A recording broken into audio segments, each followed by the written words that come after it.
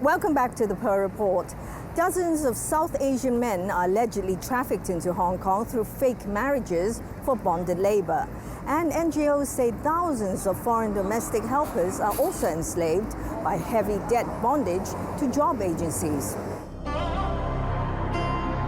They treated me a slave, a person they can relieve their anger on, like I was not a human.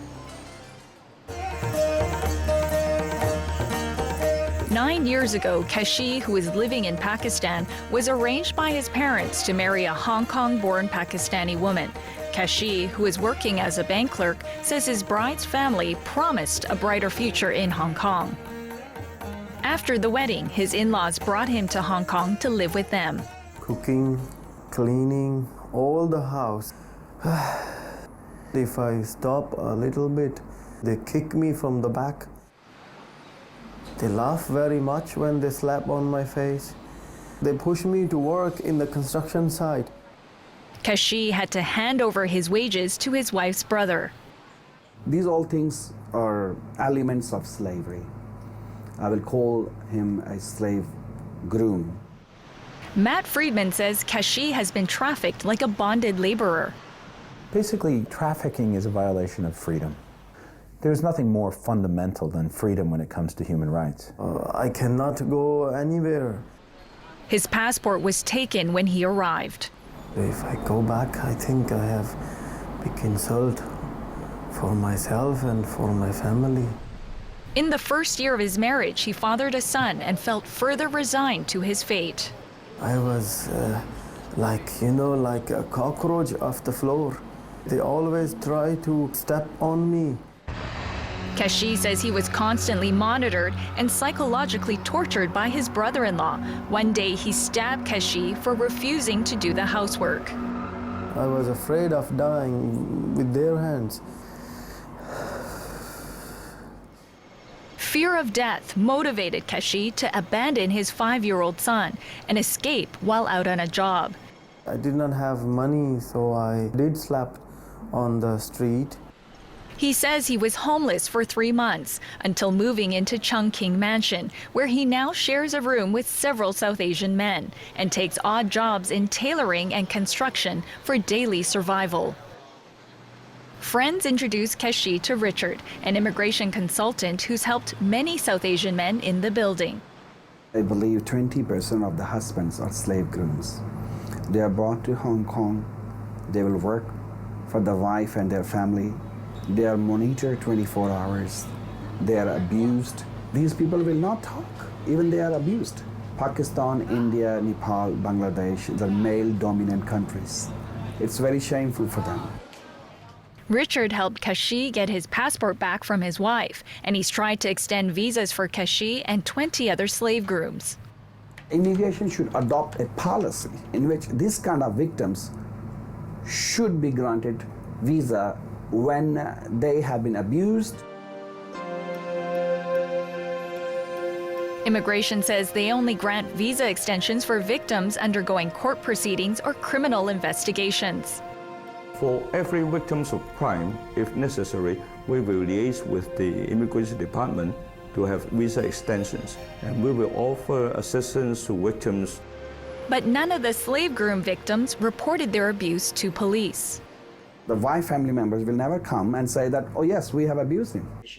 Kevin Zervas, who's since become a judge, says his former department now has policies that ensures cases of abused bonded laborers like Kashi can seek redress in the court of law. To make sure that this sort of exploitation or abuse is outlawed.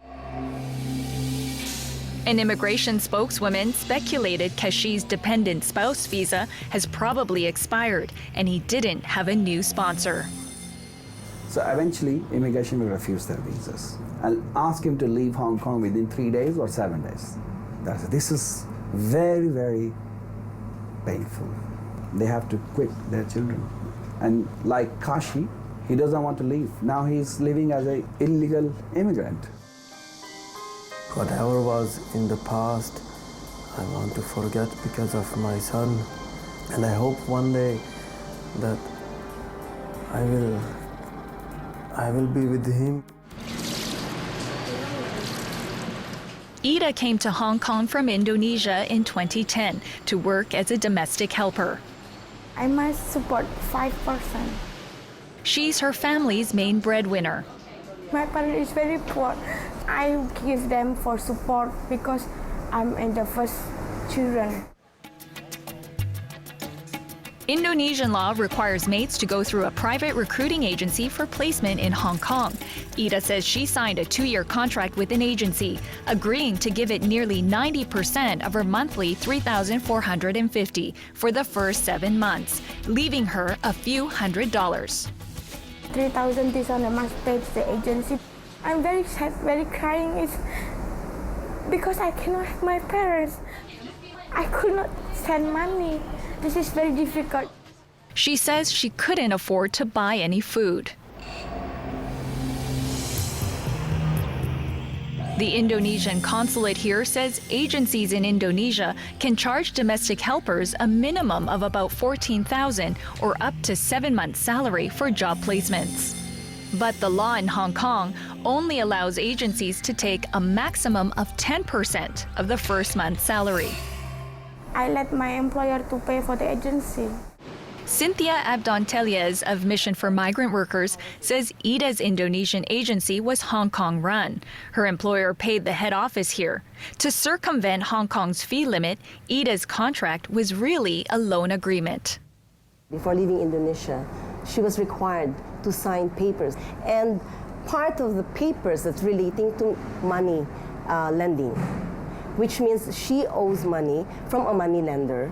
When they collect the fees, they call it many different names: broker's fee, not agency fee. Law professor Pooja Kapai is working with Cynthia to investigate foreign-made slavery here. She says some agencies actually use loan sharks to hide the paper trail. That third party who the loan is sort of taken out from would be the one who's going to pursue her for the payments. Or her family. That's why even the situation was very difficult for her. She has no strength to say no. The agency has them exactly where they want them. They're making money out of these women. Ida says she continued paying the agency fees until she was fired by her first boss after 8 months. Her local agency got her a new job, but kept her old contract, making her pay another 7 months of fees at $3,000 a month, plus 3 months of commission without an explanation. In total, she's paid for 18 months, and then every month is 3,000. There are some women who have gone through these cycles of paying off debt and then incurring further debt. Because of my passport although in the agency, I cannot do anything. Your passport is with the agency to pressure you to pay the money lender. This is definitely an organized trafficking for labor. in the form of debt bondage. Cynthia says she's received complaints of debt bondage from over 1,000 out of the 300,000 Filipina and Indonesian maids here since July, but she thinks many more have been victimized. Oh my God, thousands. Every new person coming from Indonesia and now even in the Philippines. The Labor Department says it received 44 complaints last year from maids of being overcharged by agencies. It has no jurisdiction over contracts signed overseas, but has brought this matter up repeatedly with the Indonesian and Philippine consuls. The Indonesian consulate says only about 1% of the 150,000 Indonesian helpers in Hong Kong are in debt bondage, but it hasn't done anything about this. They gave the public health talk, they'd say. Matt Friedman says several NGOs in Hong Kong have told him the enslavement of foreign maids in Hong Kong is very prevalent. They can't leave, they're not being paid, they're abused, they're threatened, they're sexually abused. Slavery concerning domestic helpers usually come to our attention as injuries to persons and also sex abuse. They will be reported to police and we will investigate.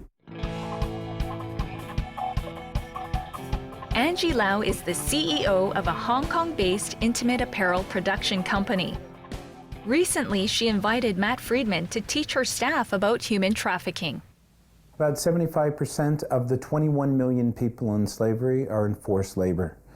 Out of that figure, about 60% of them are associated with something to do with supply chains. Supply chains are associated with the private sector. Mostly inner-city factories where migrant laborers are forced to work long hours for very little or no pay. He talked about people being taken into, not just sex slaves, but purely for slavery. And I thought, God, those things only happened ages ago in the ancient world. Angie says she was motivated by the California Transparency and Supply Chain Act passed a year ago.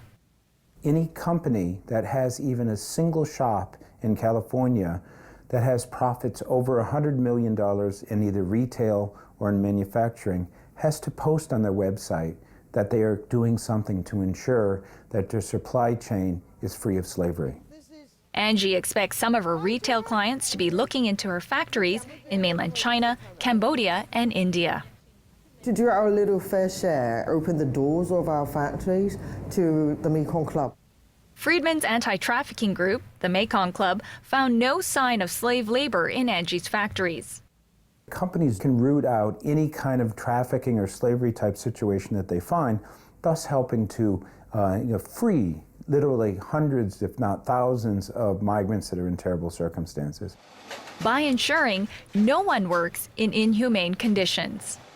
Angie says to raise more awareness in human trafficking, Hong Kong needs programs to be instigated starting from school. Now I think it's changing. You have people from corporations who seem very compelled to want to help after they hear the stories of the suffering that these people go through. There's a lot of compassionate people in this city who really care about Hong Kong and care about people in general. Well, thank you for watching our show. It will be re-aired on Tuesday and Saturday, as well as on tvb.com. Until next time, from the Pearl Report team, good night, good luck, and good health.